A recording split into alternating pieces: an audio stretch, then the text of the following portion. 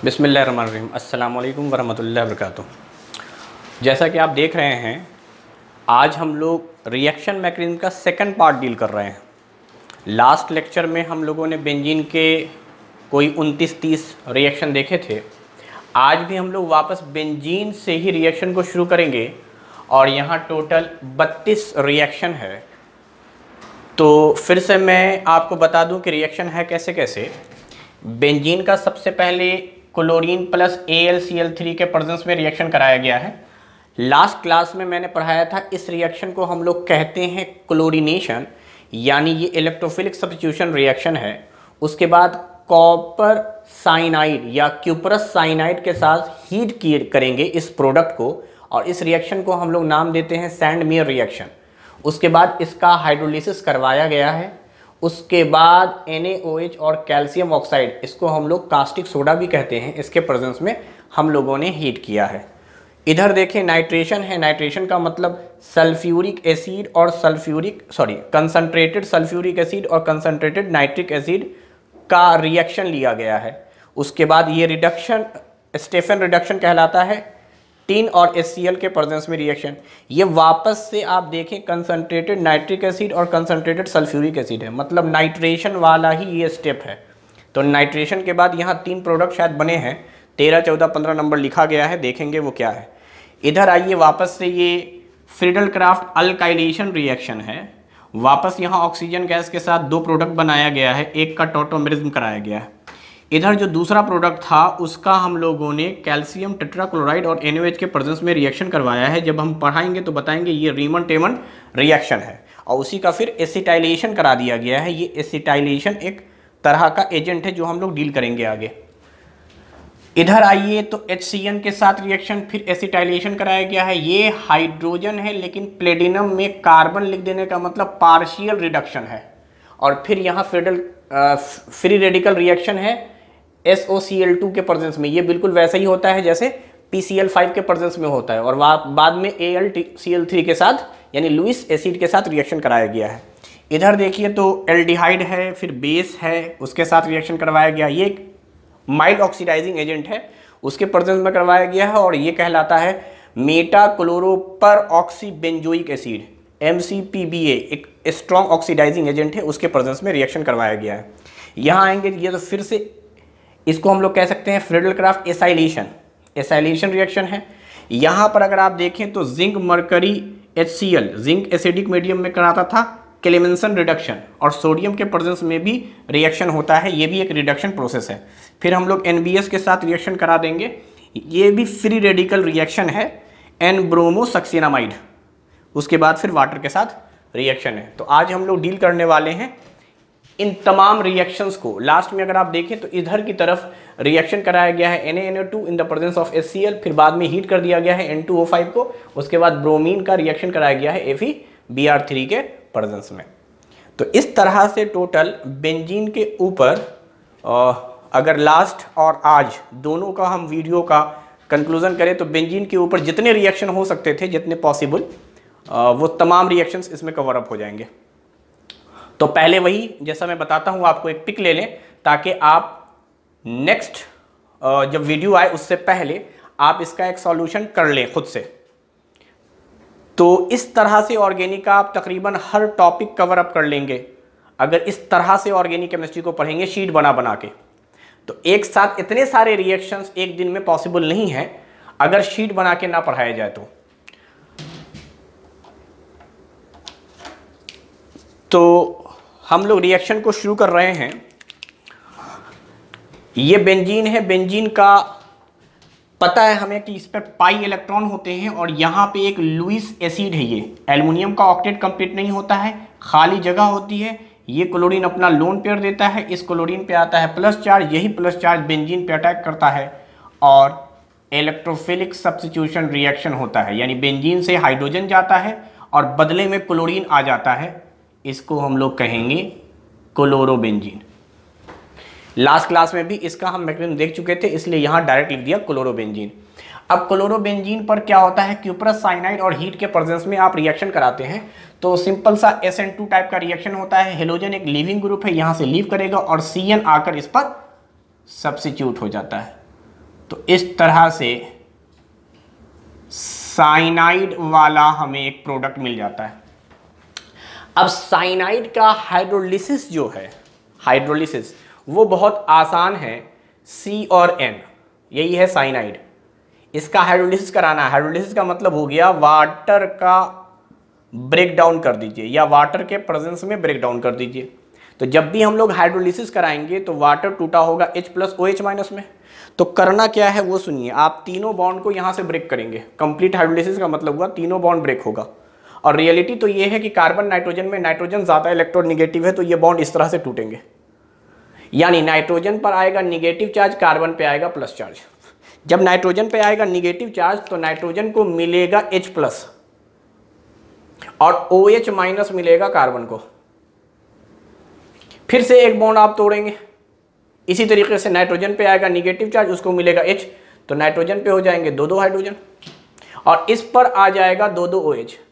जैसे ही किसी भी कार्बन पर 2 एल्कोहल ग्रुप आते हैं, इसमें से वाटर निकल जाता है, तो at a time water release होगा, यानी यहां से निकलेगा OH, यहां से निकलेगा H और ये बन जाएगा एमाइड। फिर उसके बाद ये वाला बॉन्ड दोबारा से टूटेगा। ये बॉन्ड जब टूटेगा तो इसका मतलब एक हाइड्रोजन इस पर और लगेगा, तो एक अमोनिया गैस बन जाएगी, जो कि इनऑर्गेनिक प्रोडक्ट है, इसलिए हम लोग इसको नहीं लिखेंगे। उसके बाद कार्बन पे चूंकि प्लस चार्ज आया था तो इससे लगेगा OH। तो आप देखिए साइनाइड कन्वर्ट हो गया कार्बोक्सिलिक एसिड में। तो cyanide is converted into carboxylic acid after hydrolysis. तो हमारा जो 10वां प्रोडक्ट है वो है बेंजोइक एसिड। यही CN is converted into carboxylic acid. Cyanide का जब भी हम लोग कंप्लीट हाइड्रोलिसिस कराएंगे तो यही मिलेगा, जबकि पार्शियल कराते तो एमाइड ग्रुप मिलता, खाली पाई बॉन्ड टूटता। लेकिन यहाँ पे कुछ लिखा नहीं है तो समझेंगे कंप्लीट हाइड्रोलिसिस है, एक्सेस में वाटर लिए गए हैं। तो वाटर हमेशा कार्बन और नाइट्रोजन के बीच के तीनों बॉन्ड को तोड़ देगा। अब इसके बाद जो ये कास्टिक सोडा लिया गया है NaOH और कैल्शियम ऑक्साइड का, ये कार्बन डाइऑक्साइड गैस निकालने का काम करता है, CO2। तो यहाँ से कार्बन और 2 ऑक्सीजन निकाल दीजिएगा तो यहाँ पर सिर्फ हाइड्रोजन बचेगा और ये बेंजीन रिंग बचेगा। तो इसका मतलब फाइनली आपको मिल जाएगा वापस से बेंजीन, यानी शुरुआत हम लोगों ने की थी बेंजीन से और वापस हमें बेंजीन मिल गया। तो ये कहलाता है डीकार्बोक्सिलेशन स्टेप। डीकार्बोक्सिलेशन स्टेप का मतलब कार्बन डाइऑक्साइड गैस को निकाल देना। तो ये कार्बोनेट बनाता है एक्चुअली पहले Na इस तरह से, यहाँ से Na और O मिलकर Na2HCO3 बनाता है। ये COOH प्लस NaOH, ये जब मिलता है तो ये बनाता है इस तरह से sodium bicarbonate, sodium bicarbonate NaHCO3। उसके बाद फर्दर हीट करने पर यहां से कार्बन डाइऑक्साइड गैस रिलीज हो जाती है। तो कुल मिलाकर बात यह है कि कार्बन डाइऑक्साइड गैस अगर यहां से रिलीज हो जाएगी तो खाली हाइड्रोजन बचेगा, तो आप हाइड्रोजन दिखलाते नहीं हैं। तो इस तरह से हमारा बेंजीन वाला स्टेप हो गया। अब आते हैं हम लोग इधर दूसरे वाले की तरफ। तो नाइट्रेशन तो बड़ा आसान है, नाइट्रेशन में करना कुछ है ही नहीं आपको, सीधे NO2 ग्रुप लाकर जोड़ दीजिए। नाइट्रेशन में नाइट्रो ग्रुप आकर जुड़ जाता है, चूंकि नाइट्रो ग्रुप ही एज अ इलेक्ट्रोफाइल काम करता है। यहीं पर ये दोनों का कॉम्बिनेशन ही कहलाता था नाइट्रेशन रिएक्शन। तो इसमें बताया गया है आपको पिछली क्लास में भी कि HNO3 और H2SO4 में यहाँ से निकलता है H, यहाँ से निकलता है OH।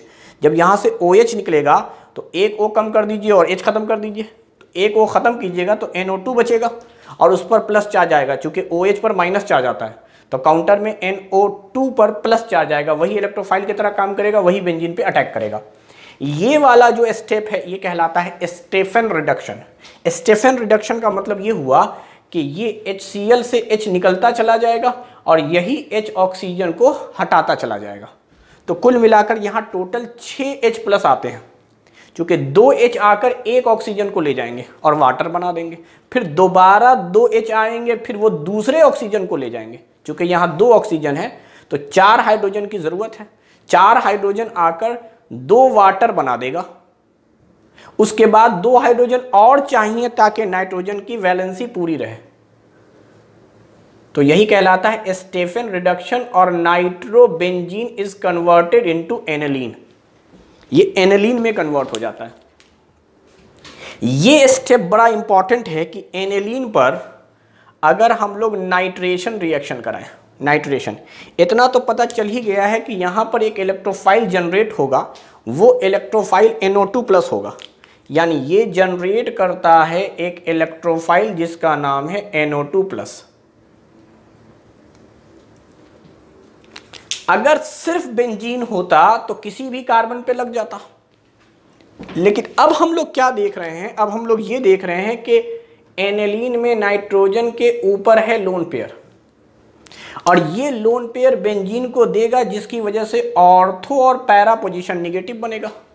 तो होना ये चाहिए था कि NO2 ऑर्थो और पैरा पे लगे, लेकिन 3 प्रोडक्ट है, इसलिए एनिलीन का नाइट्रेशन रिएक्शन याद रखिएगा, यहां पर आपको प्रोडक्ट जो मिलते हैं वो मिलता है ऑर्थो वाला भी,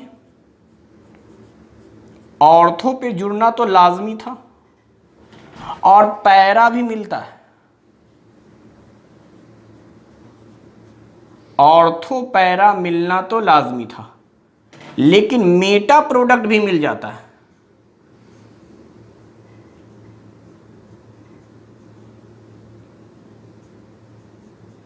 जबकि मेटा नहीं मिलना चाहिए था। और मैं परसेंटेज बता रहा हूं, इसका परसेंटेज भी याद रखिएगा कितना कितना मिलता है।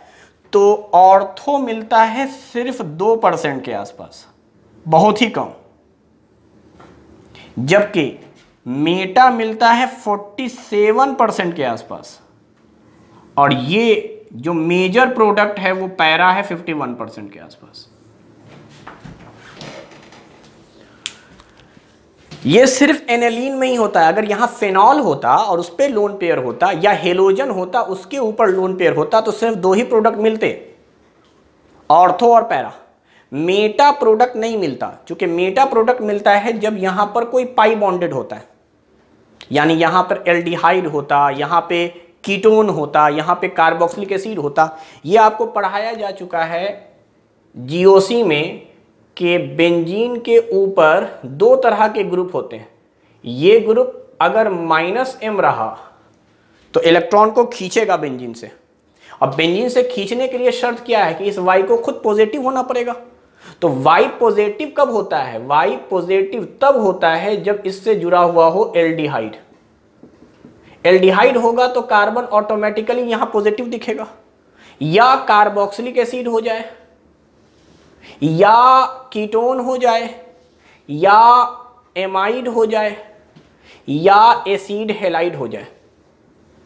यानी कार्बन पर अगर प्लस चार्ज आ गया तो बेंजीन के ठीक बाहर जो ग्रुप है वो पॉजिटिव है, तो वो बेंजीन से इलेक्ट्रॉन को खींचेगा। बेंजीन से इलेक्ट्रॉन को खींचने की वजह से ऑर्थो और पैरा पोजीशन पॉजिटिव हो जाते हैं, इसीलिए इलेक्ट्रोफाइल अटैक करता है मेटा पोजीशन पे सिर्फ।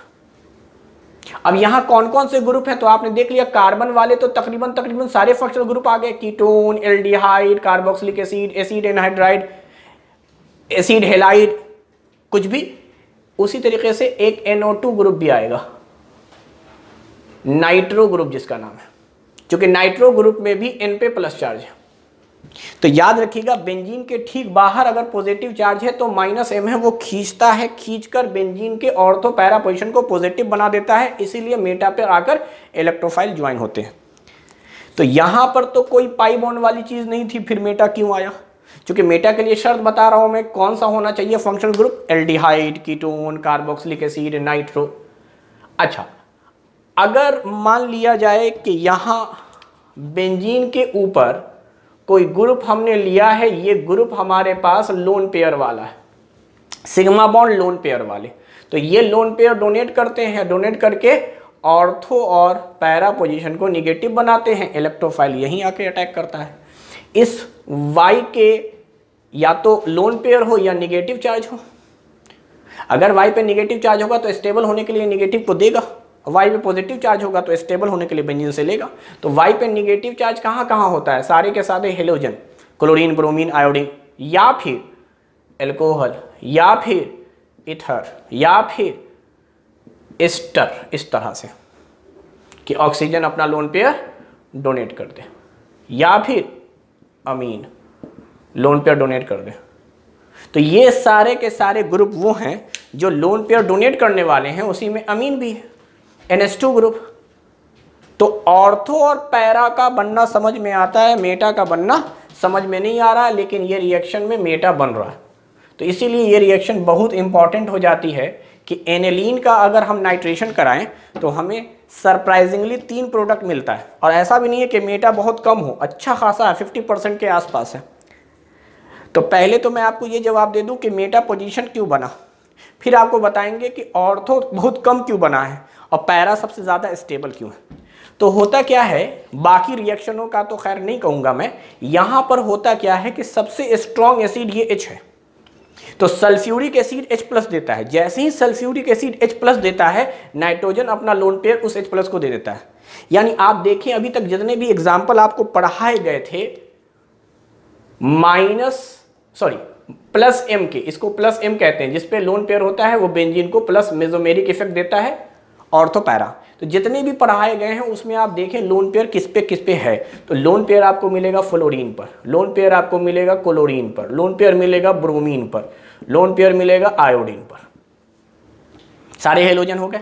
उसके अलावा लोन पेयर मिलेंगे ऑक्सीजन पर, एल्डिहाइड हो, ईथर हो, यहाँ पे R लग गया तो ये ईथर हो गया, या फिर अमीन पर। इन सब में सबसे आसानी से लोन पेयर कौन डोनेट कर सकता है? तो लोन पेयर वो डोनेट कर सकता है जो बहुत कम इलेक्ट्रॉन निगेटिव हो और साइज भी छोटा हो। तो उस हिसाब से हमने देखा तो पाया नाइट्रोजन सबसे कम इलेक्ट्रॉन निगेटिव है, और कम से कम क्लोरीन, ब्रोमीन, आयोडीन से साइज तो छोटा ही है, क्योंकि जैसे जैसे आप ऊपर से नीचे आते हैं पीरियड टेबल में लोन पेयर देने की टेंडेंसी घटती है। ग्रुप और पीरियड दोनों में लोन पेयर देने की टेंडेंसी घटती है। ग्रुप में घटने की वजह हो गई साइज, जितना छोटा साइज होगा आराम से लोन पेयर दे दिया जाएगा, और पीरियड में घटने की वजह हो गई इलेक्ट्रॉन निगेटिविटी, क्योंकि पीरियड में इलेक्ट्रॉन निगेटिविटी बढ़ता जाता है, इसलिए देने की टेंडेंसी घटेगी। तो सबसे आसानी से लोन पेयर अगर कोई दे सकता है तो वो नाइट्रोजन है। तो जैसे ही एसिडिक मीडियम में यहां H+ आया और नाइट्रिक एसिड में कौन दे रहा था, तो ऑक्सीजन लोन पेयर दे रहा था, तो ऑक्सीजन से पहले ये नाइट्रोजन लोन पेयर दे देगा। यानी इनका फॉर्मेशन सोचें, इसका फॉर्मेशन हुआ कैसे होगा। तो आपको मैं बता दूं, सल्फ्यूरिक एसिड और नाइट्रिक एसिड का मैं स्ट्रक्चर बनाऊंगा।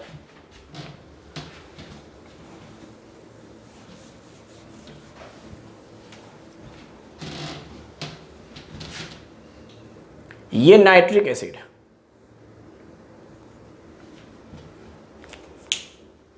अब होता क्या है कि सल्फ्यूरिक एसिड सबसे पहले एक H रिलीज कर देता है। जैसे ही H+ ये रिलीज करता है और दूसरी तरफ यहां बचता है HSO4 पे minus charge, sulphuric acid H+ देता है। अब ये ऑक्सीजन अपना लोन पेयर देता है, देकर ये वाटर बनता है, वाटर यहां से निकल जाता है तो N पे आ जाता है प्लस चार्ज, और यही कहलाता है NO2 पॉजिटिव। लेकिन ऑक्सीजन लोन पेयर दे या ये नाइट्रोजन लोन पेयर दे, तो कहते हैं नाइट्रोजन आराम से लोन पेयर दे देता है ऑक्सीजन के मुकाबले। इसीलिए एनिलीन के केस में होता क्या है, नाइट्रोजन जैसे ही अपना लोन पेयर देता है ये कन्वर्ट हो जाता है बेंजीन के ऊपर NH3 और N पे आ जाता है प्लस चार्ज, चूंकि नाइट्रोजन ने अब 4 बॉन्ड बना लिए। N ने अपना लोन पेयर दिया तो N पे प्लस चार्ज, और 4 बॉन्ड भी दिख रहा है, 3 यहां 1 यहां। तो अब ये नाइट्रोजन जो पहले लोन पेयर बेंजीन को दे रहा था और ऑर्थो और पैरा पोजीशन को निगेटिव कर रहा था, अब ऑर्थो और पैरा से खींचेगा, क्योंकि N पे प्लस चार्ज है। बेंजीन के ठीक बाहर एक ऐसा एटम है जिसपे प्लस चार्ज है, तो उस हिसाब से ऑर्थो और पैरा पॉजिटिव बन जाएंगे। तो कभी ऐसा भी होता है, क्योंकि एक एटम में तो हो नहीं रहा है, मोल में हो रहा है, मोल में बहुत सारे मॉलिक्यूल्स हैं, तो कभी ऐसा भी होता है कि ये नाइट्रिक एसिड में जो ऑक्सीजन लोन पेयर दे रहा था वो ना देकर बेंजीन के ऊपर जो NH2 ग्रुप लगा यानी एनिलीन, वो अपना नाइट्रोजन लोन पेयर दे दे। अगर कभी ऐसा हो जाएगा तो याद रखिएगा ये -M की तरह काम करेगा। -M का मतलब हो गया मेटा डायरेक्टिव ग्रुप, यानी अब मेटा पे प्रोडक्ट आके लगेंगे, क्योंकि मेटा ही निगेटिव है। तो इसीलिए ऐसा होता है कि मेटा बहुत ज़्यादा निगेटिव होते हैं। और ड्यूरिंग रेजोनेंस होने के बाद डीप्रोटोनेशन हो जाता है, यहाँ से H+ निकल जाता है, वापस इस स्ट्रक्चर में ये स्टेबल रहता है। तो ऐसा नहीं कि ज़िंदगी भर ऐसे ही रहेगा। एक बार जब इस पे ग्रुप जुड़ेंगे तो फिर रेजोनेंस का प्रोसेस शुरू हो जाएगा। रेजोनेंस के प्रोसेस के बाद लास्ट स्टेप होता है एरोमेटिक कैरेक्टर को वापस लाने का, डीप्रोटोनेशन, यानी यहाँ से H+ निकल जाता है वापस, और वो H+ जाकर इसके लगे हुए टुकड़े से जुड़ता है ताकि इसको कैटलिस्ट बनाए, क्योंकि ये कैटलिस्ट है। तो इसका मतलब ये हुआ कि मेटा प्रोडक्ट बनने की पॉसिबिलिटी है नाइट्रोजन वाले में, क्योंकि नाइट्रोजन के अंदर लोन पेयर डोनेशन की टेंडेंसी सबसे ज़्यादा है। इसीलिए ऐसा होता है कि जब हम लोग एनिलीन को डील करते हैं तो ये भी मानकर चलते हैं कि नाइट्रोजन ने अगर H+ को अपना लोन पेयर दे दिया तो N पे आ जाएगा plus charge means Meta directive group. इसलिए मेटा प्रोडक्ट बनता है, और अच्छा खासा मेटा प्रोडक्ट बना है, क्योंकि मुमकिन है कि ये हर बार अपना लोन पेयर दे दे। कंपटीशन में यही ज़्यादा है, आराम से दे सकता है ऑक्सीजन के मुकाबले में। दूसरी बात, ऑर्थो पोजीशन कम क्यों बना? ठीक है, ये मेटा बना, it's okay, but ortho para भी बनेगा क्योंकि लोन पेयर डोनेट भी कर रहा है साथ में। तो पैरा तो खैर सबसे ज़्यादा स्टेबल है क्योंकि अपोजिट में। ऑर्थो कम इसलिए बना है क्योंकि ऑर्थो में रिपल्सन बहुत ज़्यादा हो गया है NO2 और NH2 में। आपको ये पढ़ाया गया था SIR, स्टेरिक हिंड्रेंस या स्टेरिक इनहिबिशन रेजोनेंस, SIR या ऑर्थो इफेक्ट। तो इसमें क्या होता है ना, NO2 ऑर्थो इफेक्ट लगाता है, यानी NO2 के ठीक बराबर वाले कार्बन पर आप देखें ग्रुप है, और NO2 ऑर्थो इफेक्ट लगाने वाला, क्योंकि नंबर ऑफ एटम 3 हो गए, हाइड्रोजन को हम लोग काउंट नहीं करते, तो और नाइट्रो जो ग्रुप होते हैं उसमें पाया जाता है SIR। तो due to SIR steric inhibition resonance stability बढ़ाता है, और SIR स्टेबिलिटी घटाएगा क्योंकि रेजोनेंस नहीं हो रहा है, रिपल्सन ज़्यादा है। आप सिंपली कहिए स्टेरिक हिंड्रेंस है यहाँ पर, बल्कि इनेस ग्रुप नज़दीक थे, इनमें रिपल्सन होगा। कुछ लोगों का ख्याल होता है कि यहाँ पर इंटरमॉलिकुलर हाइड्रोजन बॉन्ड बनेंगे, नहीं, इंटरमॉलिकुलर हाइड्रोजन बॉन्ड तब बनता जब रिपल्सन नहीं होता। रिपल्सन होने की वजह से इसका ओरिएंटेशन चेंज हो जाता है, तो ये प्लेन से अलग प्लेन में चला जाता है बेटा, इसीलिए तो रेजोनेंस स्टॉप हो गया है। और इंट्रामॉलिकुलर हाइड्रोजन बॉन्डिंग सेम प्लेन में होता है। रेजोनेंस जहां जहां होगा वहीं वहीं चांसेस है इंट्रामॉलिकुलर हाइड्रोजन बॉन्ड होने की, यानी चिलेशन होने की। तो इसमें चिलेशन नहीं होगा। वैसे कंडीशन चिलेशन वाली अवेलेबल है, एसिडिक हाइड्रोजन, नाइट्रोजन के साथ जुड़ा हुआ हाइड्रोजन एसिडिक हाइड्रोजन, और देने वाला ऑक्सीजन जिसके पास लोन पेयर है। तो कंडीशन अवेलेबल है, एसिडिक हाइड्रोजन और लोन पेयर ऑक्सीजन से जा रहा है, मगर सेम प्लेन नहीं होने की वजह से, रिपल्सन होने की वजह से ऐसा होता है कि आप मान लीजिए कि इनमें प्लेन अलग अलग हो जाता है। अलग अलग प्लेन होने की वजह से बॉन्ड का फॉर्मेशन नहीं होता है। तो याद रखिएगा SIR इफेक्ट की वजह से ऑर्थो वाला प्रोडक्ट कम बना है और चिलेशन भी नहीं हुआ है। जबकि यही अगर फेनॉल का केस होता तो OH रहता तो यही प्रोडक्ट मेजर बनता, और चूंकि यहाँ ऑक्सीजन होता, ऑक्सीजन आराम से H नहीं देता, इसीलिए मेटा प्रोडक्ट नहीं बनता। जबकि दोनों चीजें यहां देखें नाइट्रोजन की वजह से आ रही। यही केस हम लोगों ने फेनॉल पे देखा था लास्ट क्लास में। फेनॉल अगर रहता था तो नाइट्रेशन हम लोगों ने देखा था, तो उसमें यही बताया था मैंने, पिक्रिक एसिड बनता है, कंसंट्रेशन में बहुत ज़्यादा एक्टिव होगा ऑर्थो पैरा सब पर। लेकिन यही डाइल्यूट था तो अलग अलग प्रोडक्ट बनाए थे। उसमें मेजर प्रोडक्ट ऑर्थो वाला बनाया था, क्योंकि ऑर्थो वाले में चिलेशन होता है। तो ये था हमारा इधर का पार्ट, ये बड़ा इंपॉर्टेंट था 13, 14 और 15वां, कि अगर हम एनिलीन पर नाइट्रेशन रिएक्शन कराते हैं तो ऑर्थो, पैरा और मेटा तीनों प्रोडक्ट बनता है, और ऑर्थो बहुत ही कम बनता है। बहुत ही कम बढ़ने की वजह यह है कि इसमें चिलेशन नहीं हो सकता, आउट ऑफ द प्लेन चला गया है SIR की वजह से। अब आते हैं हम लोग वापस इधर, यहां पर वापस अगर आप देखें तो ये फ्रीडल-क्राफ्ट एल्काइलेशन है। यहां से क्लोरीन निकलेगा, इस कार्बन पे आएगा प्लस चार्ज। जब इस कार्बन पे आएगा प्लस चार्ज तो वो रीअरेंज होगा, रीअरेंज होने के बाद कार्बन पे ये कंडीशन था, यहां से क्लोरीन निकल गया तो प्लस चार्ज यहां। अभी ये 1 डिग्री कार्बोकेटायन है, यानी 2 ही अल्फा हाइड्रोजन है इसके पास। हाइड्राइड शिफ्ट करेगा, हाइड्राइड शिफ्ट करने की वजह से प्लस चार्ज आ जाएगा यहाँ, रीअरेंजमेंट। रीअरेंजमेंट के बाद हो जाएगा ये 2 डिग्री कार्बोकेटायन, यहाँ भी अल्फा, यहाँ भी अल्फा, 3 3 6 अल्फा हाइड्रोजन। यही बेंजीन पे अटैक मारेगा और प्रोडक्ट बना देगा आपका क्यूमीन। क्यूमीन कहो या आइसोप्रोपाइल बेंजीन कहो, ये स्ट्रक्चर बनाएगा। लास्ट क्लास में भी हम लोगों ने देखा था। अब क्यूमीन पे बताया था मैंने, ऑक्सीजन और साथ में अगर हाइड्रोलिसिस करें तो इस बॉन्ड को ब्रेक कर देते हैं। आप इस बॉन्ड को अगर ब्रेक कीजिएगा तो आप पाइएगा कि यहां पर बना है फेनॉल, दिस इज फेनॉल, और यहां पर बना है एसीटोन। यही बोला था, इस बॉन्ड को ब्रेक करके यहां डबल बॉन्ड O और यहां पर OH। अब देखो इसका टॉटोमेरिज्म होता है, टॉटोमेरिज्म होता है हमेशा अल्फा हाइड्रोजन की वजह से। इस कार्बन को आप अल्फा कार्बन कहेंगे क्योंकि ये फंक्शनल ग्रुप है। अल्फा कार्बन से H निकलेगा और रेजोनेंस के सहारे ऑक्सीजन पर H लगा देगा। चूंकि ये इस तरह से टूटेगा तो यहाँ पे प्लस चार्ज, यहाँ पे माइनस चार्ज, ये कार्बन क्या करेगा, अपने में से H हटा देगा। अगर आपको मैकेनिज्म बताया जाए, हालांकि टॉटोमेरिज्म वगैरह सब पढ़ा चुके हैं, अगर आपको टॉटोमेरिज्म कराना है तो आप ये सोचे, यहां से ये कार्बन प्लस चार्ज में रहेगा और ऑक्सीजन पे माइनस चार्ज। अब ये कार्बन जो कि sp3 कार्बन है और ये कार्बोकेटायन, इसका हाइब्रिडाइजेशन sp2 है। अब ज्यादा इलेक्ट्रॉन निगेटिव कौन हो गया, ये वाला कार्बन प्लस वाला, स्टेबल भी होना चाहता है, ये चाहेगा कि इसको इलेक्ट्रॉन मिले, तो इलेक्ट्रॉन ये किससे खींचना चाहेगा, इस कार्बन से। तो ये कार्बन क्या करेगा, ये कार्बन अपने जुड़े हुए हाइड्रोजन को से इलेक्ट्रॉन ले लेगा। जैसे ही इलेक्ट्रॉन ले लेगा, इस H पे आ जाएगा प्लस चार्ज और इस पर आ जाएगा माइनस चार्ज। जब इस पे माइनस चार्ज आएगा तो माइनस प्लस के बीच में बन जाएगा बॉन्ड, और साथ में ये H प्लस चला जाएगा O के साथ। यही हो गया है आपका इनॉल फॉर्म। तो keto is converted into enol form. तो छठा है आपका इनॉल, पांचवा है आपका कीटोन या एसीटोन, चौथा है आपका फेनॉल। अब ये इंपॉर्टेंट है, फेनॉल पे बेस के प्रेजेंस में CCl4 का रिएक्शन। ये दो तरह के रिएक्शन होते हैं। जब कभी भी आप फेनॉल देखें, फेनॉल, ये फेनॉल के अंदर बहुत फेमस रिएक्शन है।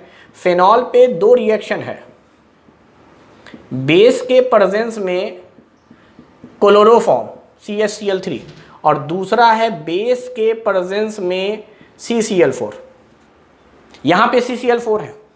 तो आपको करना क्या है मैं बताऊं, अगर कभी भी टेट्राक्लोराइड हो तो आपको ऑर्थो पोजीशन पे कार्बोक्सिलिक एसिड जोड़ना है, और अगर क्लोरोफॉर्म हो तो एल्डिहाइड, क्लोरोफॉर्म हो तो एल्डिहाइड। यही फर्क है। रेमर टाइमन रिएक्शन कहलाता है। बेस के प्रेजेंस में फेनॉल का रिएक्शन कराना है, एक बार कराया गया क्लोरोफॉर्म के मदद से, एक बार कराया गया कार्बन टेट्राक्लोराइड के मदद से। इसको शॉर्ट में RT रिएक्शन कहते हैं, रेमन टाइमन रिएक्शन। तो इस रिएक्शन में ये याद रखिएगा। एक और होता है कोल्बे इलेक्ट्रोलाइसिस। उसमें क्या होता है, इसी फेनॉल का बेस के प्रेजेंस में रिएक्शन कराते हैं, but in the presence of carbon dioxide. Carbon dioxide कराते हैं तो भी यहां पर बनता है ऑर्थो पोजीशन पे कार्बोक्सिलिक एसिड। यानी या तो CCl4 से रिएक्शन कराओ या CO2 से। CO2 से कराया था कोल्बे नाम के साइंटिस्ट ने। तो फेनॉल के ये तीन रिएक्शन बड़े इंपॉर्टेंट है, बेस के प्रेजेंस में ही होते हैं। क्लोरोफॉर्म और कार्बन टेट्राक्लोराइड रेमन टाइमन ने करवाया था, जबकि कोल्बे ने कराया था कार्बन डाइऑक्साइड। तो कार्बन डाइऑक्साइड में भी यहाँ साफ साफ 2 ऑक्सीजन दिख रहा है, 2 ऑक्सीजन, और यहाँ पे आपको 4 क्लोरीन दिख रहा है। हमेशा 2 क्लोरीन निकाला जाता है तो 2 क्लोरीन के लिए 2 OH सोचेंगे। यहाँ पर 3 क्लोरीन है, 2 निकाल दो, 1 क्लोरीन के लिए 1 O। तो कार्बन के साथ 1 O, कार्बन के साथ 1 O एल्डिहाइड में है, कार्बन के साथ 2 O कार्बोक्सिलिक एसिड है, कार्बन के साथ 2 O कार्बोक्सिलिक एसिड है। तो इस तरह से कार्बोक्सिलिक एसिड बना करता है। तो ये तो सिर्फ थोड़ा सा मैंने आपको इंट्रोडक्शन दे दिया ताकि याद आ जाए कोल्बे स्मिथ रिएक्शन क्या था और दूसरा रेमन टाइमन रिएक्शन क्या था। तो यहाँ पर रिएक्शन जो हुआ है वो रेमन टाइमन रिएक्शन हुआ है, और रेमन टाइमन रिएक्शन के बाद ये जो प्रोडक्ट बना है इसको कहते हैं ऑर्थोसैलिसिलिक एसिड। इसमें भी चिलेशन होता है, इसलिए ऑर्थो प्रोडक्ट सबसे ज़्यादा स्टेबल है। ऑर्थो प्रोडक्ट इसलिए स्टेबल है क्योंकि इसके अंदर चिलेशन हुआ है। तो ये हमारे पास 18वां प्रोडक्ट था जिसका नाम ऑर्थोसैलिसिलिक एसिड है। अब इसमें करते हैं एसिटाइलेशन, इसको कहते हैं एसिटिक एनहाइड्राइड। एसी का मतलब हो गया इतना, इसी को कहते हैं एसी, एसिटाइल। अब ये 2 बार है, एसी 2 बार है, एसिटाइल ग्रुप, इतने दूर को हम लोग एसी कहते हैं शॉर्ट में, एसिटाइल। तो 2 एसिड दिख रहा है आपको, साथ में ऑक्सीजन दिख रहा है, तो ये ऑक्सीजन बीच में है जो दोनों एसी को जोड़े हुआ है, यानी एसिटाइल ग्रुप को जोड़े हुआ है ये ऑक्सीजन, इसीलिए इसको हम लोग कहते हैं एसिटिक एनहाइड्राइड। अब एसिटिक एनहाइड्राइड का जब भी रिएक्शन कराया जाता है तो ये बात मान लीजिएगा कि दोनों एसी सिमेट्रिक हैं अलोंग विद दिस ऑक्सीजन, तो यहाँ पर हेट्रोलिटिक बॉन्ड फिजन होगा। ये ऑक्सीजन या तो इधर बॉन्ड तोड़ ले या इधर तोड़ ले, किसी एक तरफ बॉन्ड तोड़ लेता है। मान लो ये इधर तोड़ लिया, इधर तोड़ने की वजह से इस पे आवेगा निगेटिव, इस पे आवेगा पॉजिटिव। अब जिस पर आया है निगेटिव, फेनॉल से H मिल जाएगा उसको और ये बन जाएगा एसिटिक एसिड। फेनॉल अपना H दे देगा इसको। अब जब ये H दे देगा इसको, फेनॉल जब H अपना दे देगा उसको, तो यहां ऑक्सीजन पे आ जाएगा निगेटिव चार्ज, उस ऑक्सीजन के निगेटिव चार्ज, ऑक्सीजन के निगेटिव चार्ज पे आएगा कार्बोकेटायन जो एसिटाइल ग्रुप था। बाकी सब वैसे ही रहेंगे, ऑर्थो पोजीशन पे जैसे कार्बोक्सिलिक एसिड था वैसे ही, और साथ में एसिडिक एसिड भी बनेगा, वो भी एक ऑर्गेनिक प्रोडक्ट है, चाहे तो आप लिख लें बाई प्रोडक्ट के तौर पे एसिटिक एसिड। बट ये बहुत फेमस है क्योंकि इसका नाम एस्पिरिन है। एस्पिरिन पेन किलर ड्रग्स जो है, इसी को एस्पिरिन कहते हैं। तो हम लोग रेमन टेमन रिएक्शन के बाद एसिटाइलेशन करके हम ड्रग्स बना सकते हैं, दवा बना सकते हैं। ड्रग्स में क्या होता है कि ये फेनॉल का H यहाँ से जाता है, H जाएगा तो इस O पर लगेगा, क्योंकि H+ के फॉर्म में होता है, ये एसिटिक एसिड बन जाएगा CH3COOH।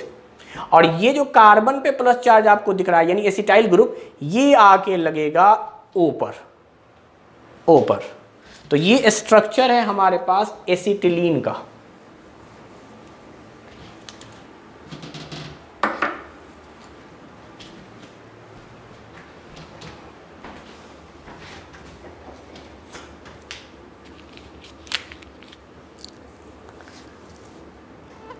अब अगर हम लोग ऊपर वाला ये वाला पार्ट देखें जो 8वां वाला है, HCN एसिडिक मीडियम में रिएक्शन कराया गया है और 8वां प्रोडक्ट बनाया गया है।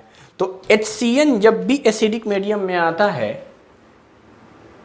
HC triple bonded N in the presence of acidic medium.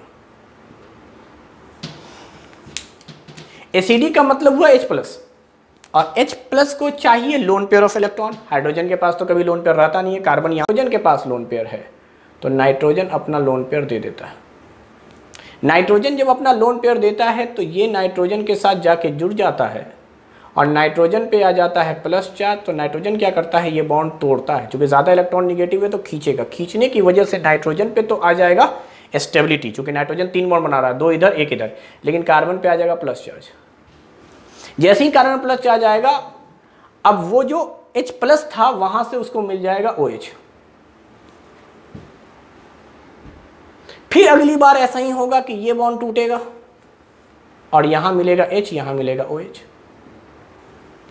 अभी पढ़ाया गया था आपको साइनाइड के केस में, ये एक तरह का साइनाइड है HCN, 2 एल्कोहल रहेंगे तो क्या होगा, डबल बॉन्डेड हो, फिर टूटेगा, इसको तो मिल जाएगा H और ये रहेगा प्लस। तो यही अटैक करेगा आकर बेंजीन पर, यानी HCN जब रहता है तो आप ये समझिए कि बेंजीन पर एल्डिहाइड ग्रुप लाके जोड़ना है। एरोमेटिक एल्डिहाइड कहलाता है, वैसे पूरा नाम बेंजल्डिहाइड है, इसको बेंजोइक एसिड कहते हैं, ये बेंजल्डिहाइड है। यानी HCN के साथ जब रिएक्शन होता है तो यहाँ पर तो अमोनिया गैस फॉर्म हो जाती है और यहाँ पर एक इलेक्ट्रोफाइल जनरेट हो जाता है जो बेंजीन पे अटैक करता है। अब ये बेंजीन पे जो एल्डिहाइड ग्रुप है, ये बहुत फेमस रिएक्शन है। फिर से वापस एसिटिक एनहाइड्राइड के प्रेजेंस में जब भी हम एरोमेटिक एल्डिहाइड का रिएक्शन कराते हैं, इसको कहते हैं पर्किन कंडेंसेशन।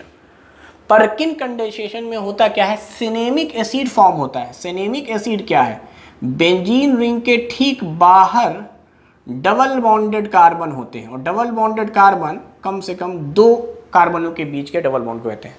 उसके बाद कार्बोक्सिलिक एसिड होता है। इस रिएक्शन को हम लोग कहते हैं पर्किन कंडेंसेशन। तो याद रखिएगा, सिनेमिक एसिड का फॉर्मेशन होता है जब कभी भी बेंजल्डिहाइड का एसिटाइलेशन करते हैं तो सिनेमिक एसिड फॉर्म होता है। अब हो क्या रहा है, ये हाइड्रोजन पार्शियल हाइड्रोजनेशन कर रहा है। प्लेटिनम के जो सॉलिड सरफेस हैं उसके साथ कार्बन लगा दिया गया है। इसका मतलब ये हुआ कि कार्बन कार्बन के डबल बॉन्ड पे सिर्फ अटैक करेगा। कार्बोक्सिलिक एसिड में भी डबल बॉन्ड है। अगर आप देखें तो बेंजीन तो लगभग इनॉट होता है, चूंकि बहुत ज़्यादा स्टेबल होता है ड्यू टू रेजोनेंस। अब यहाँ पर देखें इन दोनों कार्बन और ये, यानी पाई बॉन्ड कार्बन ऑक्सीजन के बीच में है, कार्बन कार्बन के बीच में है। हालांकि कार्बन कार्बन यहाँ पर भी है बेंजीन में भी, but benzene is most stable structure due to aromatic. तो ये एक एरोमेटिक कंपाउंड इसलिए स्टेबल है और इंटरनली रेजोनेंस भी हो रहा है। तो इन दोनों में सिर्फ इस पाई बॉन्ड पर अटैक करेगा। क्यों? क्योंकि पार्शियल हाइड्रोजनेशन है। प्लेटिनम के बाद कार्बन लिख दिया गया, इसका मतलब पार्शियल हाइड्रोजनेशन है। पार्शियल हाइड्रोजनेशन में क्या होगा, जो सबसे कमज़ोर वाला है वही टूटेगा। तो सबसे कमज़ोर बॉन्ड यहाँ पर आपको देखने को मिलता है।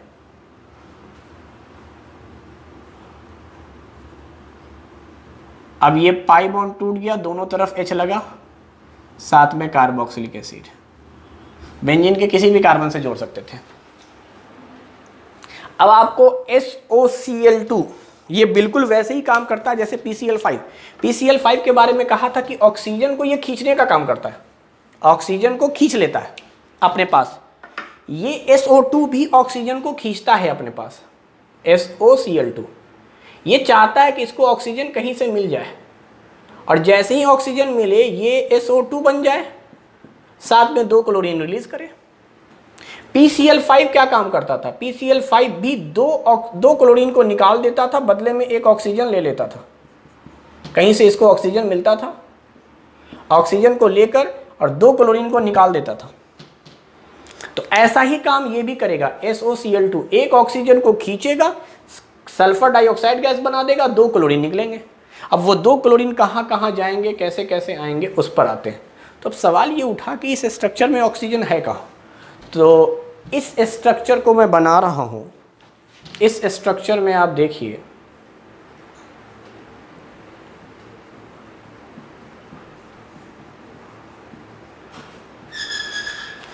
एक ऑक्सीजन यहाँ है, एक ऑक्सीजन यहाँ है, कोई एक ही निकलना है। अब सवाल है वो कौन सा हम निकालें। तो याद रखिए सिंगल बॉन्डेड वाला निकालिएगा, दोनों तरफ सिंगल सिंगल बॉन्ड तोड़ दिया जाए, इसके मुकाबले में कि डबल बॉन्ड तोड़ें। डबल बॉन्ड थोड़ा मुश्किल टूटना होता है क्योंकि ये एक्चुअली अंदर की तरफ होता है। इनका बॉन्ड ऑर्डर ज़्यादा होने की वजह से बॉन्ड लेंथ कम होता है। तो ये अंदर की तरफ है और बहुत ज़्यादा स्टेबल है, जबकि इसका प्रोजेक्शन बाहर की तरफ है। तो जो बाहर की तरफ होता है बेटा वो बॉन्ड टूटता है। तो यहाँ से ये बॉन्ड तोड़ना, यहाँ से ये बॉन्ड तोड़ना, तो दोनों बॉन्ड टूट गया, ऑक्सीजन चला गया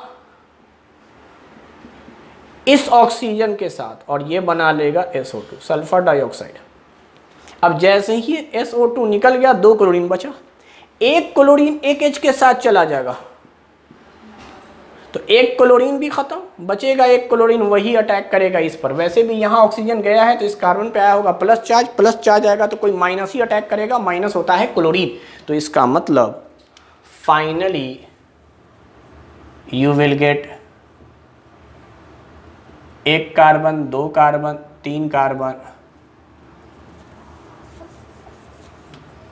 यहाँ दिखला देता हूँ 22वां नंबर स्ट्रक्चर, 1 कार्बन, 2 कार्बन, ये 22वें नंबर स्ट्रक्चर की कहानी है।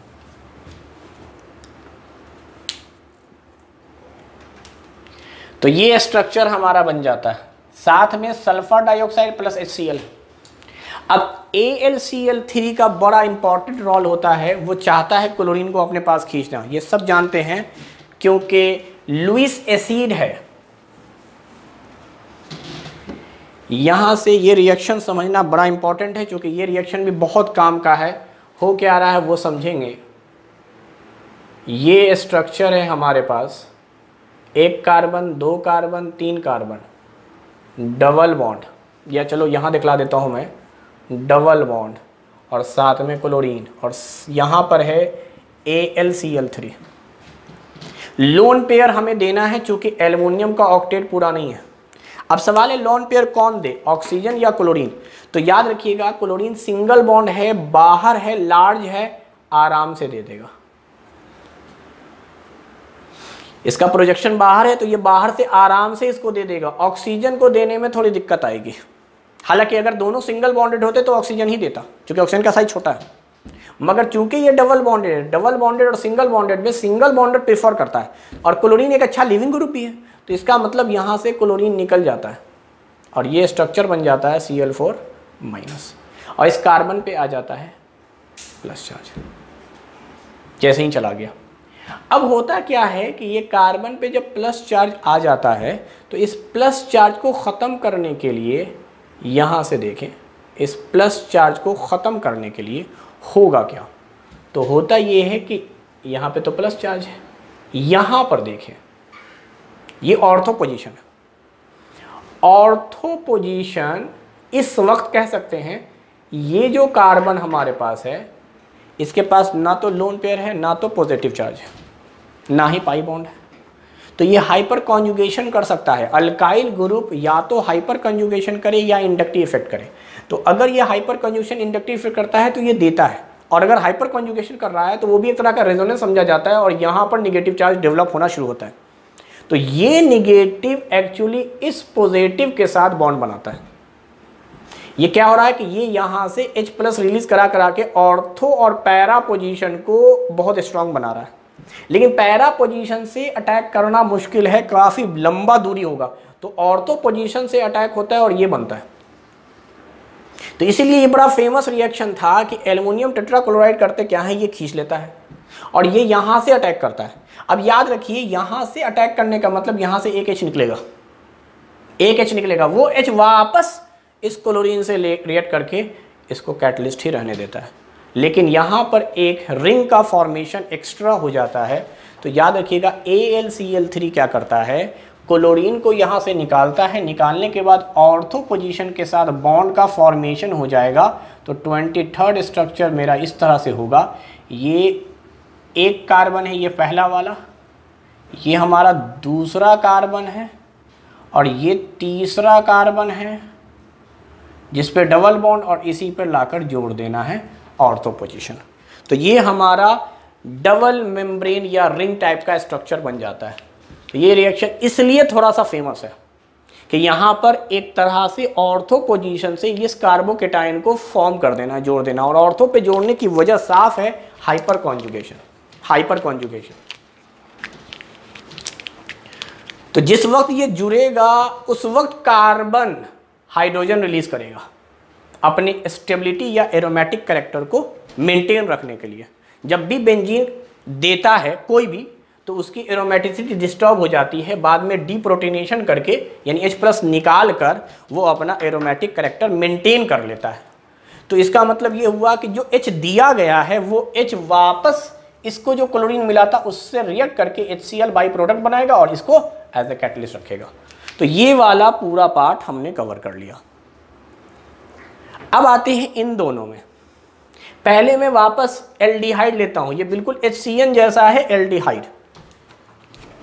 एल्डिहाइड का एसिडिक मीडियम है, HCl के साथ रिएक्शन हो रहा है, तो ज़रा समझो यही एल्डिहाइड का फॉर्मेशन है C, और एसिडिक मीडियम है यानी H+ और Cl-। सबसे पहले क्या होगा, कार्बन कम इलेक्ट्रॉन निगेटिव है, प्लस चार्ज, ऑक्सीजन ज़्यादा इलेक्ट्रॉन निगेटिव है, निगेटिव चार्ज, तो ये H कहाँ चला जाएगा, यहाँ पे चला जाएगा। अब क्या होगा, इससे अटैक करेगा बेंजीन, और बेंजीन अटैक करेगा तो यहाँ पर फॉर्मेशन हो जाना है, फॉर्मेशन, चूँकि बेंजीन से H निकलेगा वापस HCl का, डीप्रोटीनेशन स्टेप वही चीज़ है, ये अटैक मारेगा कार्बोकेटायन को, चूंकि इलेक्ट्रोफाइल है तो बेंजीन तो रिएक्शन करेगा इलेक्ट्रोफाइल से, तो इलेक्ट्रोफाइल पे अटैक करके ये बना देगा एल्कोहल और ये बना देगा ये। अब देखो होता क्या है, चूंकि ये स्ट्रॉन्ग एसिड है तो ये एल्कोहल एसिडिक मीडियम में कभी रह नहीं पाता है, क्योंकि हमने पढ़ा है एसिडिक मीडियम में एल्कोहल जो होता है वाटर बड़े आराम से बन जाता है। क्यों? क्योंकि ये स्ट्रॉन्ग एसिड है, H+ देगा और यहाँ Cl-, और इसमें लोन पेयर ऑक्सीजन के पास है खाली, तो ऑक्सीजन अपना लोन पेयर इस H+ को देकर क्या वाटर बना देगा और ऑक्सीजन पे प्लस चार्ज आ जाएगा, और वाटर एक अच्छा लिविंग ग्रुप है तो यहाँ से वाटर लीव करेगा और बदले में अटैक मारेगा क्लोरीन। तो ये भी रिएक्शन बड़ा इंपॉर्टेंट था। हम सोच रहे थे कि aldehyde is converted into alcohol, और सही बात है एल्कोहल बनता है, बट एसिडिक मीडियम होने की वजह से वो एल्कोहल में रह नहीं पाता है, वो कन्वर्ट हो जाता है इस तरह से CH2Cl में। इसका मॉलिक्यूलर फॉर्मूला लग दिया CH2Cl। तो ये इस तरह से कन्वर्ट हो जाता है 16वां प्रोडक्ट। अब आते हैं NaOH। ये बिल्कुल वैसा ही रिएक्शन है जैसा हम लोगों ने SN1 SN2 में पढ़ा था, क्योंकि ये वापस से बेस है जो कि न्यूक्लियोफाइल की तरह अटैक करेगा, वो भी स्ट्रॉन्ग न्यूक्लियोफाइल, क्योंकि OH पर आएगा नेगेटिव, इस पे आएगा पॉजिटिव, और ये ग्रुप लीव करेगा। तो अब ये NaCl बनेगा इस स्टेप पर एल्कोहल, यानी 16वां स्टेप जो आप एल्कोहल सोच रहे थे वो एल्कोहल ना बन के 17वें स्टेप पर एल्कोहल बनेगा CH2OH वाया SN2 मैकेनिज्म। अब ये MnO2 जो है मैग्नीज डाइऑक्साइड, ये माइल्ड ऑक्सीडाइजिंग एजेंट है। इसका काम है एल्डिहाइड को एल्कोहल को एल्डिहाइड में कन्वर्ट करना, यानी एक ऑक्सीजन इंसर्ट करा देना। ये है हमारे पास COH और साथ में 2H। तो इसका काम क्या है? इसका काम है एक ऑक्सीजन इंसर्ट करा देना। तो ऑक्सीडेशन कैसे होता है? हाइड्रोजन और कार्बन के बीच में कहीं पर एक ऑक्सीजन आ जाता है, तो इस कार्बन पे वापस दो OH हो गए, तो यहां से फिर से वाटर रिलीज होगा, यहां से OH रिलीज हो गया, यहां से H रिलीज हो गया, यानी वापस एल्डिहाइड का फॉर्मेशन हो जाएगा। तो 24वां जो स्ट्रक्चर हम लोग बनाएंगे उसमें बेंजल्डिहाइड बन जाएगा CHO। ये एक ऑक्सीडाइजिंग एजेंट है, तो alcohol is converted into aldehyde. अब ये मेटा क्लोरो पर ऑक्सी बेंजोइक एसिड है, यानी this is benzene, benzoic acid इसको कहेंगे, this is called benzoic acid. पर ऑक्सी का मतलब है ऑक्सीजन ऑक्सीजन के बीच में एक परऑक्सी लिंकेज होता है, और मेटा पोजीशन पे क्लोरो होता है, इसी का नाम है मेटा क्लोरो पर ऑक्सी बेंजोइक एसिड। और यही एक ऑक्सीजन एक्स्ट्रा होने की वजह से ये भी एक ऑक्सीजन रिलीज करेगा। अब इसमें वापस से अगर एक ऑक्सीजन आ गया तो क्या ये बेंजोइक एसिड बन गया, यानी 25वां नंबर जो है वो हमारे लिए बेंजोइक एसिड है, बेंजोइक एसिड।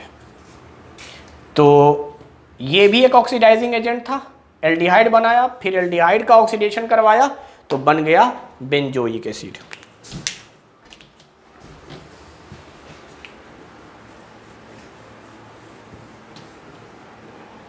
Benzoic acid. तो हम लोग ये वाले रिएक्शन की तरफ आते हैं जो ब्लू कलर से लिखा हुआ है 26, 27, 28, 29, 30। इधर जब आप आइएगा तो आप पाइएगा कि ये फ्रीडल-क्राफ्ट एसाइलेशन रिएक्शन है, वैसा ही है बेंजीन। बेंजीन के ऊपर रिएक्शन करवाया गया है CH3C डबल बॉन्ड O और Cl और AlCl3 के प्रेजेंस में। यहाँ से ये क्लोरीन निकलेगा, इस कार्बन पे प्लस चार्ज आएगा, यही बेंजीन पे अटैक मारेगा, और पहले स्टेप पर जो फॉर्मेशन होगा वो फॉर्मेशन हो जाएगा एसीटोफेनॉन का, इसको हम लोग एसीटोफेनॉन कहेंगे, COCH3। यही अटैक होगा बेंजीन रिंग पे COCH3। वहाँ से जो H निकलेगा वो वापस उस क्लोरीन से रिएक्ट करेगा और इसको वापस AlCl3 बना देगा। वही रिएक्शन जो इलेक्ट्रोफिलिक सब्स्टिट्यूशन रिएक्शंस का रूल है। अब देखो क्या होता है, ये वाला जिंक वाला जो रिएक्शन होता है वो आपको पता है क्लेमेंसन रिडक्शन है। और क्लेमेंसन रिडक्शन का काम क्या है? क्लेमेंसन रिडक्शन का काम ये है कि किसी भी फंक्शनल ग्रुप को वापस अल्केन में कन्वर्ट कर देता है। यानी यहाँ से जो डबल बॉन्डेड ऑक्सीजन है वो कन्वर्ट हो जाएंगे सिंगल बॉन्डेड हाइड्रोजन में, यानी CH2Cl3, CH2CH3, CH2CH3। यानी यहाँ ऑक्सीजन हटा के हाइड्रोजन लगा दो। लेकिन अगर मरकरी में सोडियम हो, सोडियम के अमलगम हो, तो सोडियम के पास चूंकि एक इलेक्ट्रॉन होता है तो आप याद रखिएगा इसमें एक ही H दे पाता है ये, और दूसरी तरफ OH, यानी ये एल्कोहल में कन्वर्ट होता है। यहाँ दोनों हाइड्रोजन नहीं लगते, एक हाइड्रोजन कार्बन की तरफ लगता है, एक हाइड्रोजन ऑक्सीजन की तरफ लगता है। तो याद रखिएगा कीटोन या एल्डिहाइड, ये है हमारे पास स्ट्रक्चर। अगर सोडियम रहा तो एक इलेक्ट्रॉन चूंकि ये डोनेट करता है इसीलिए इसमें H, इसमें H। अगर यही जिंक होता तो जिंक 2 इलेक्ट्रॉन डोनेट करता, एक के बाद तो ये कहानी है। दूसरा इलेक्ट्रॉन अगर जिंक दे देगा तो फिर से यहाँ एक H लगाएंगे, यहाँ H लगाएंगे, ये वाटर बन जाएगा इसलिए निकल जाता है।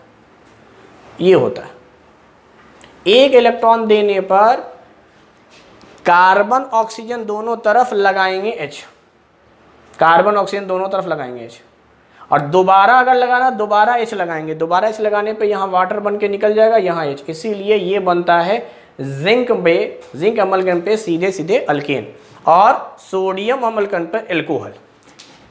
अब NBS का रिएक्शन है, ये एक फ्री रेडिकल रिएक्शन है, N-ब्रोमोसक्सिनामाइड, N-ब्रोमोसक्सिनामाइड, NBS। ब्रोमीन एक्चुअली लगाना होता है, ब्रोमीन का लगाना है, और ब्रोमीन लगता कहाँ? एलाइलिक पोजीशन पे, डबल बॉन्ड के ठीक नेक्स्ट, डबल बॉन्ड के ठीक नेक्स्ट।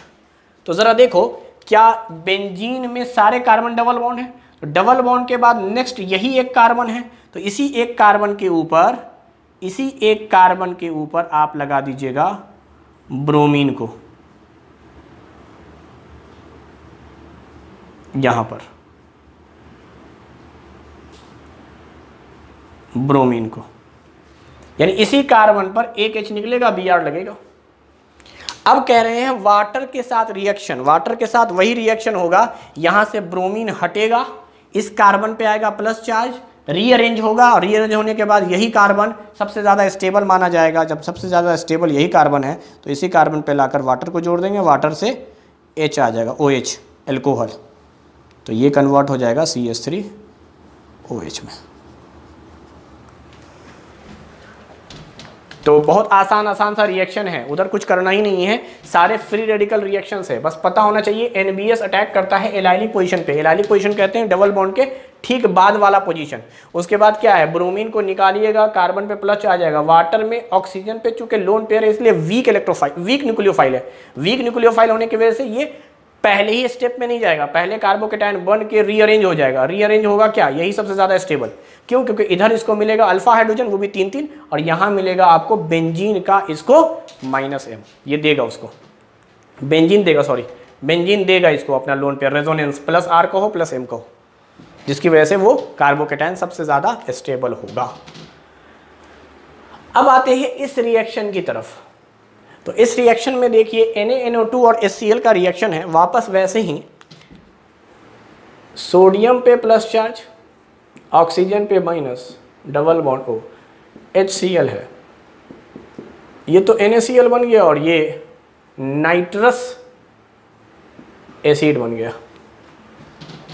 अब ये नाइट्रस एसिड वापस HCl से रिएक्शन करता है क्योंकि HCl एक्सेस में है। जब ये वापस HCl से रिएक्शन करेगा तो यहाँ तो वाटर का फॉर्मेशन हो जाना है और इस N पे आ जाएगा प्लस चार्ज।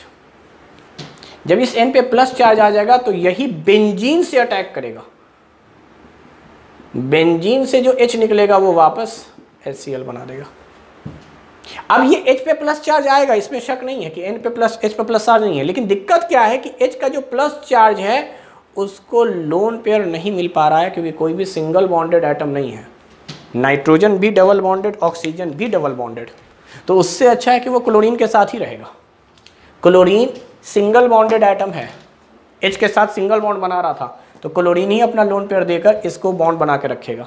जबकि इन दोनों में से अगर कोई भी सिंगल बॉन्डेड होता आराम से दे देता, तो सिंगल बॉन्डेड नहीं था इसलिए नहीं दे रहा है। जब तक सिंगल बॉन्डेड था तब तक दे रहा है। वापस देखिए, जब तक सिंगल बॉन्डेड था दे रहा था। ये Na+O- N double bond O, इनके बीच में आयनिक बॉन्ड होता है, मेटल और ऑक्सीजन है, मेटल और नॉन मेटल, बाकी सब कोवैलेंट बॉन्ड। यही है NaNO2 का स्ट्रक्चर, साथ में H+Cl-। अब देखो ये आराम से दे दिया, चूंकि सिंगल बॉन्डेड था और प्लस निगेटिव चार्ज था, आराम से देगा, और यहाँ तो NaCl बन जाएगा। अगली बात, दोबारा से HCl आ रहा है, फिर से ये दे रहा है, चूंकि सिंगल बॉन्डेड ऑक्सीजन है, तो सिंगल बॉन्डेड ऑक्सीजन आराम से देकर वाटर बनाकर इसको निकाल देगा। O पर प्लस चार्ज निकल जाएगा, निकलने की वजह से N पे प्लस चार्ज। अब N के प्लस चार्ज को बेंजीन अपना देगा, और जहां से बेंजीन देगा वहीं से H निकलेगा, साथ में ये बन जाएगा। अब ये दोबारा अटैक इसलिए नहीं कर सकता, सारे carbon double bonded carbon, nitrogen oxygen सब डबल बॉन्डेड कार्बन, तो इसका मतलब इसको कहते हैं नाइट्रोसो। बेंजीन के ऊपर नाइट्रोसो ग्रुप लग गया है, NO। अब हम लोग क्या कर रहे हैं, N2O5 को हीट कर रहे हैं। N2O5, जब आप N2O5 को हीट करेंगे, मैंने पढ़ाया था केमिकल बॉन्डिंग में ऑक्सो एसिड में, तो मैंने कहा था N2O5 जब भी हीट किया जाएगा तो ये कन्वर्ट हो जाएगा NO2 और NO3 में। क्योंकि दो नाइट्रोजन अलग अलग, 5 ऑक्सीजन, एक तरफ 2 एक तरफ 3, इक्वल हिस्सों में बांटते तो 2.5 होता, लेकिन एटम कभी आधा नहीं हो सकता, इसलिए एक तरफ 2 एक तरफ 3। चूंकि ये अनसिमेट्रिक डिस्ट्रीब्यूशन है, एक तरफ ज़्यादा एक तरफ कम, तो जहाँ ऑक्सीजन कम वहाँ प्लस, जहाँ ज़्यादा वो माइनस। तो इसका मतलब ये तो निगेटिव चार्ज है, ये तो न्यूक्लियोफाइल की तरह एक्ट करेगा, जबकि ये पॉजिटिव चार्ज है, ये इलेक्ट्रोफाइल की तरह अटैक करेगा। और बेंजीन पे अटैक कैसा होना है, इलेक्ट्रोफाइल का, तो NO2 को आना है। अब सवाल है NO2 कहाँ आएगा, तो ऑर्थो और पैरा पोजीशन पे आ सकता है, चूंकि नाइट्रोजन के पास लोन पेयर है, नाइट्रोजन के पास लोन पेयर है। नाइट्रोजन ने अभी तक 3 ही बॉन्ड बनाए थे, डबल इसके साथ, सिंगल बेंजीन के साथ, तो नाइट्रोजन के पास 5 इलेक्ट्रॉन होते हैं, 3 बॉन्ड बन चुका है। तो इसका मतलब नाइट्रोजन के पास लोन पेयर है, तो ऑर्थो पैरा। फिर से वही दिक्कत, चूंकि NO2 में लगता है SIR लगने की वजह से ऑर्थो पोजीशन पर रेजोनेंस खत्म हो जाएगा, रेजोनेंस खत्म हो जाएगा, बल्कि आउट ऑफ द प्लेन चला जाएगा, मतलब रिपल्सन होगा। रिपल्सन की वजह से ये स्टेरिक हिंड्रेंस होता है। तो बेहतर है इसको हम NO2 को लाकर कहाँ जोड़ेंगे, पैरा पोजीशन पे। तो 31वां हमारा हो जाएगा NO2 साथ में NO, पैरा पोजीशन पे।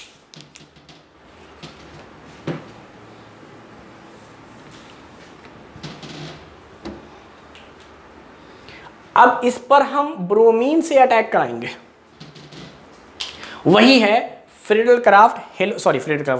Halogenation reaction. हेलोजन का अटैक हो रहा है, जैसे यहां हो रहा था, तो या तो AlCl3 के प्रेजेंस में करा दीजिए या FeCl3 के प्रेजेंस में करा दीजिए। तो यहां पर भी चूंकि F के बहुत सारे वैकेंट ऑर्बिटल पड़े हुए हैं, D ऑर्बिटल बहुत वैकेंट है, तो एक ब्रोमीन अपना लोन पेयर इस Fe को दे देगा, इसके वैकेंट D ऑर्बिटल को, ब्रोमीन पे आ जाएगा इलेक्ट्रोफाइल, तो Br+ हो जाएगा, सीधी सी बात। लेकिन अब Br+ आएगा कहां, तो इसके रेस्पेक्ट में अगर देखा जाए तो ये तो चाह रहा है मेटा पे जाए, चूंकि NO2 जो है वो -M है, यानी ये इसके ऊपर प्लस चार्ज होता है, N के ऊपर। ये इलेक्ट्रोफाइल था, अभी हमने देखा था NO2 पे प्लस चार्ज था, तो नाइट्रोजन पे प्लस चार्ज है, तो ये बेंजीन से इलेक्ट्रॉन को खींचेगा, तो ऑर्थो और पैरा तो इसका पॉजिटिव हो गया। तो निगेटिव कौन हुआ होगा, मेटा, और NO2 के रेस्पेक्ट में मेटा, यही दोनों है। तो NO2 तो चाह रहा है कि ब्रोमीन यहां पे लगे। अच्छा, NO क्या चाह रहा है, NO चाह रहा है कि यहां पे ब्रोमीन लगे या यहां लगे। अब ये जगह तो वैकेंट है नहीं, चूंकि NO में N पे प्लस चार्ज, सॉरी N पे लोन पेयर था, N पे लोन पेयर था, तो वो लोन पेयर ऑर्थो और पैरा पे देना चाहेगा।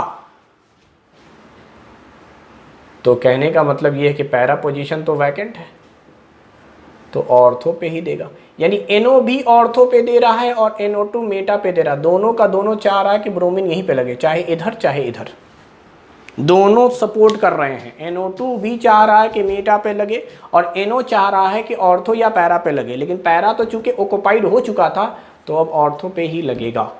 तो ये इस तरह से मेरे ख्याल से सारे रिएक्शन हो गए। एक बार फिर से मैं देख लेता हूँ।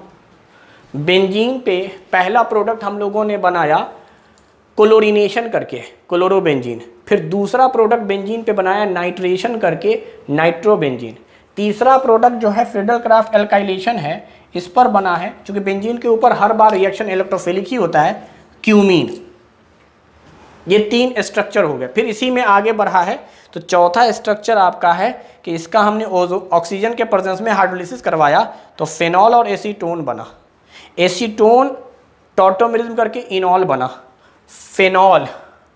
अब है सातवां यहाँ दिख रहा है NaNO2 प्लस HCl के प्रेजेंस में नाइट्रोसो ग्रुप जोड़ दिया गया है। 8वां यहाँ HCN प्लस एसिडिक मीडियम, यहाँ पर एल्डिहाइड का फॉर्मेशन हुआ है। 9वें में यहाँ पे सैंडमेयर रिएक्शन हुआ है क्यूप्रस साइनाइड के प्रेजेंस में, और ये SN1 या 2 टाइप का रिएक्शन आप समझें, क्योंकि कॉपर पे प्लस चार्ज, CN पे माइनस चार्ज, तो क्लोरीन निकलेगा, साइनाइड लग जाएगा।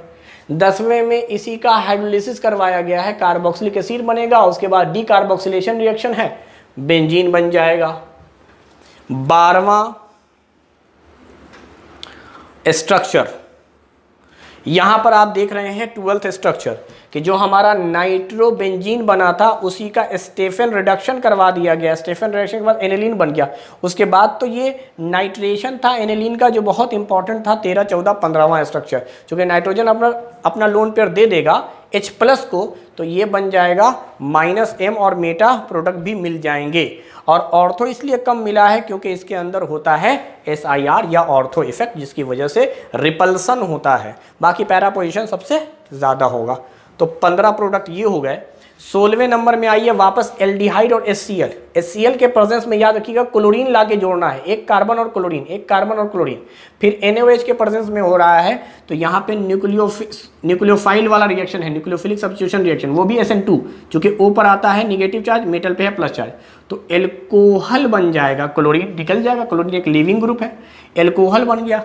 MnO2 माइल्ड ऑक्सीडाइजिंग एजेंट है, तो इसका मतलब एक ऑक्सीजन और बीच में जोड़ दीजिए, तो पहले से एक एल्कोहल था, दोबारा ऑक्सीजन जोड़िएगा, 2 एल्कोहल हो जाएंगे। 2 एल्कोहल एक ही कार्बन पे नहीं रह सकते, इसलिए एल्डिहाइड में कन्वर्ट हो जाएगा डबल बॉन्डेड ऑक्सीजन में।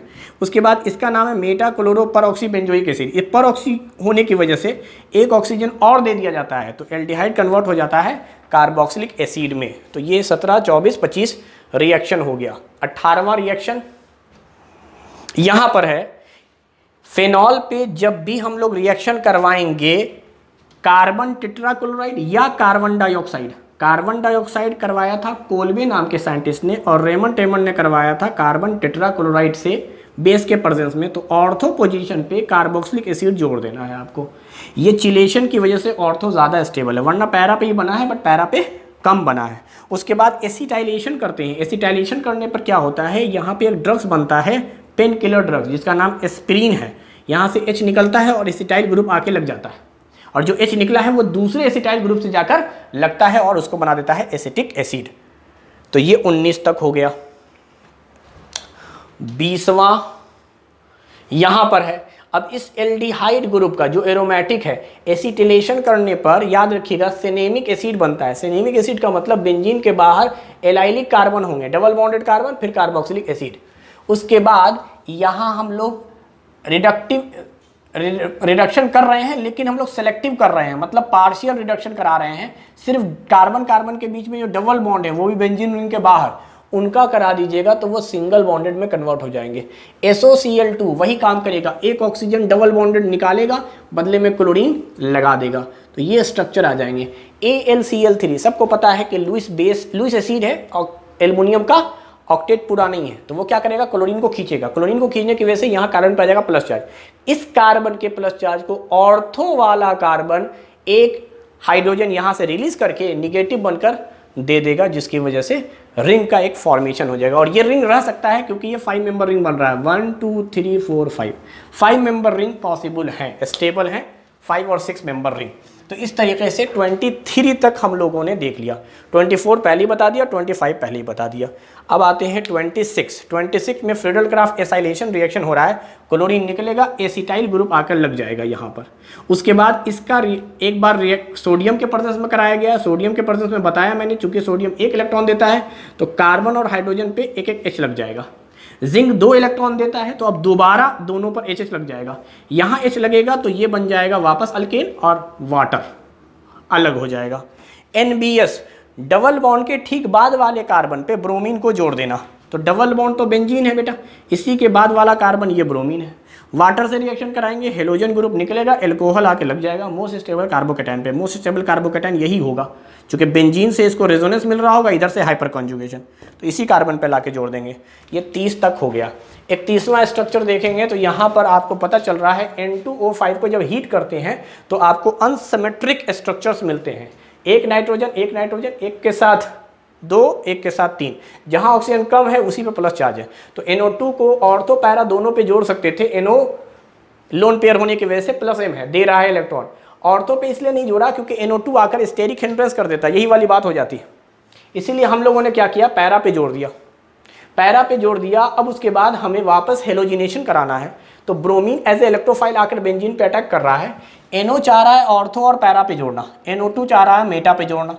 तो आप देखें सिर्फ मेटा ही, इसके रेस्पेक्ट में मेटा फ्री है, इसके रेस्पेक्ट में ऑर्थो फ्री है, क्योंकि इसके रेस्पेक्ट में पैरा, इसके रेस्पेक्ट में पैरा ऑर्थो पोजीशन पे, NO के रेस्पेक्ट में ऑर्थो और NO2 के रेस्पेक्ट में मेटा पोजीशन पे आके ब्रोमीन जुड़ जाएगा। तो इस तरह से हमने बेंजीन का ऑलमोस्ट सारा रिएक्शन देख लिया। तो जो पिछला लेक्चर था वो और जो ये लेक्चर था ये, इन दोनों को आप अच्छे से पढ़िए, रिवाइज कीजिए। कहीं कोई कन्फ्यूज़न हो तो आप पूछिए। तो इसको वापस उतार लीजिए आप, या फ़ोटो ले लीजिए, जिससे क्या होगा कि जो आपने शुरू में लिया था पिक, उसको वापस अब इस सॉल्यूशन के साथ टैली करना है आपको। पहले आपको खुद से रिएक्शन सारे करने हैं, उसके बाद आप मिला लीजिए कहाँ पर आपको दिक्कत आ रही है। क्योंकि ये रिवीजन क्लास है, इसीलिए आपको सारे रिएक्शंस की प्रैक्टिस कराई जा रही है एक साथ एक जगह मिलाकर, कि आप ये सारे रिएक्शंस को देख लें जो आपको हर टॉपिक में अलग अलग पढ़ाया गया है। या किताब में भी अगर आप देखेंगे तो हर टॉपिक में रिएक्शंस आपको अलग अलग मिलेगी। लेकिन ये पढ़ाने का तरीका है कि आप एक ही क्लास में 30-32 रिएक्शंस पढ़ लें और पूरी तरह से रिवाइज हो जाए। एग्जाम में भी जब जाएं आप तो सिर्फ 4-5 शीट आप देख लें, उस शीट पर आपको सारे रिएक्शंस मिल जाएंगे और ये सारे रिएक्शंस इंपॉर्टेंट हैं। तो आज का लेक्चर मैं यहीं पे ख़त्म करता हूँ। Thank you very much.